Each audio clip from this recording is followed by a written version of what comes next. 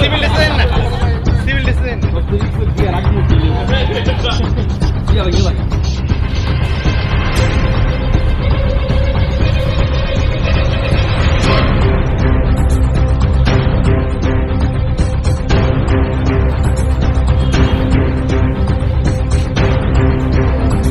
আর scope সহ গাঁজা উদ্ধার করলো, যদি বিস্তারিত বলুন।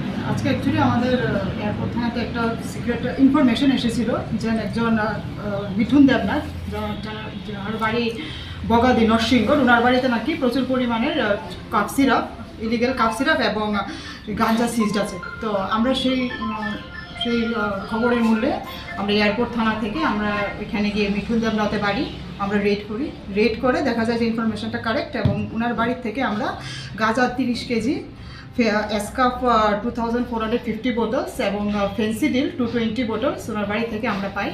যখন ওনার বাড়িতে সার্চ করি, মিঠু দেবনাথ তখন এ বাড়িতে ছিল না, উনি পলাতক। আমরা ওনাকে ধরার জন্য সোর্স লাগিয়েছি এবং আমরা ওনাকে ডেফিনেটলি অ্যারেস্ট করে দেবো।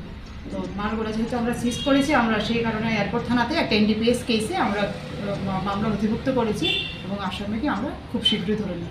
কী বাজেয়াপ্ত করেছেন? আমরা এখান থেকে গাঁজা 30 কেজি, এসকাফ 2450 বোতলস এবং ফেন্সিডিল 220 বোতলস। মূল্যটা যার বাজার মূল্য হবে আপনার আনুমানিক 25 লাখ, 25 থেকে 30। আর কার বিরুদ্ধে কেস রেজিস্ট্রি করছেন? মিঠুন দেবনাথের বিরুদ্ধে আমরা একটা কেস নিয়েছি।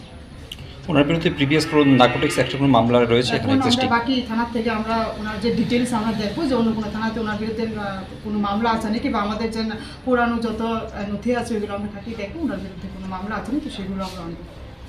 উনি কি একাই জড়িত না সঙ্গে আরও কি? না, এখনও তো আমরা এটা জানি না ডিটেলসটা, জাস্ট আমরা মালগুলো সিজ করে রয়েছি। ডেফিনেটলি যেহেতু একটা এখানে এতগুলো মাল পাওয়া গেছে, তো একা তো একজন করা এটা কোনোভাবে সম্ভব না।